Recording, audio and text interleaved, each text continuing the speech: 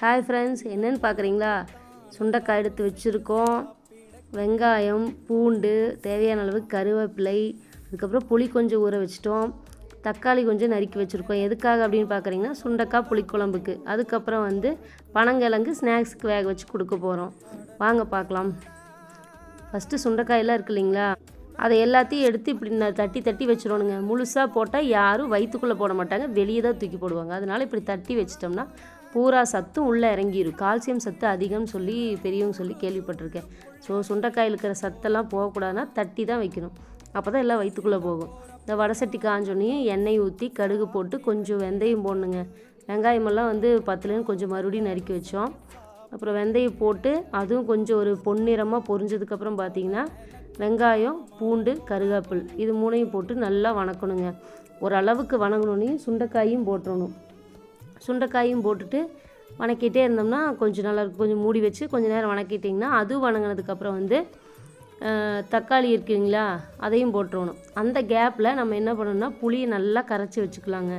ஏன்னா புளி அப்படி கட்டியாக இருக்கும். கரைச்சி வச்சிட்டோம்னா ஒரு கொதி வந்தோடனையும் ஊற்றுறதுக்கு கரெக்டாக இருக்கும்.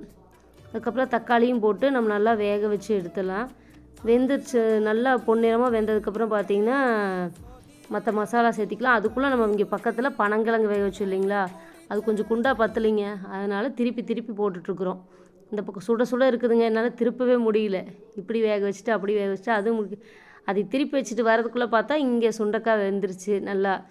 அப்புறம் 1 ஸ்பூன் மஞ்சத்தூள், அதுக்கப்புறம் 2 ஸ்பூன் மல்லித்தூள் போட்டோம். அப்புறம் கொஞ்சம் மிளகாத்தூள் காரத்துக்கு ஏற்ற மாதிரி.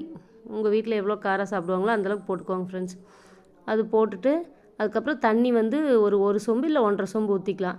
ஏன்னா நல்லா அப்போ தான் வேகும், ஒரு குழம்பு கிடைக்கும். தண்ணி நல்லா ஒரு கொதி சுண்டை பார்த்திங்கன்னா புளி ஊற்றிக்கலாம். அப்புறம் தேவையான அளவு உப்பு போட்டுக்கலாம். அப்புறம் அது முடிச்சுட்டு வந்ததுக்கப்புறம் இங்கே பனங்கிழங்கு வெந்துருச்சுங்க. சரி, இதை ஸ்நாக்ஸ் பாக்ஸ் போடுவோம், அவங்களுக்கு முழுசாக கொண்டு போகக்கூடாது. அப்புறம் துண்டு துண்டாக நறுக்கி வச்சா அந்த பனங்கிழங்கு இருக்குது பார்த்திங்களா, அந்த நடுக்குச்சி அதுக்கு தாங்க சண்டையே வரும். அது பார்த்திங்கன்னா அதை கடித்து அந்த இத்தினூண்டு தான், அதை சாப்பிட்றதுக்கு தான் பெரிய போராட்டமே நடக்கும் இங்கே. நான் சின்ன பிள்ளையில இருக்கையில் எல்லாம் கடிச்சே சாப்பிட்ருப்பேன். இவங்களுக்கெல்லாம் கட் பண்ணி பீஸாக வைக்கணுமாம்மா, இல்லை பெருசாக இருந்தால் சாப்பிட மாட்டாங்களாம்மா. அதுக்குள்ளே குழம்பு வெந்துருச்சுங்க. அதில் கொத்தமல்லி தழை தூவி இறக்கி வச்சாச்சு. ஏன்னா டைம் ஆயிருமே, நீ அடுத்தது அதையவே பார்த்துட்டு இருந்தால் என்ன பண்ணுறது, பனங்கிழங்கே பார்த்துட்டு இருந்தால் இவங்களுக்கு எப்போ டிஃபன் கட்டி கொடுக்கறது. அதை இறக்கி வச்சுட்டு சாப்பாடு தட்டம் எல்லாம் ரெடி பண்ணி வச்சு டிஃபனுக்கும் எடுத்து வச்சாச்சு. கீழே சாப்பாடு, மேலே ஸ்நாக்ஸு, ஏதாவது பொரியலோட ஸ்நாக்ஸ் தனி கப்பு பொரியலோட போட்டு குழம்பு சுண்டைக்காய் குழம்பு ஊற்றி சாப்பிட்டா சூப்பர் ஃப்ரெண்ட்ஸ். நீங்களும் ட்ரை பண்ணி பாருங்கள். தேங்க்யூ.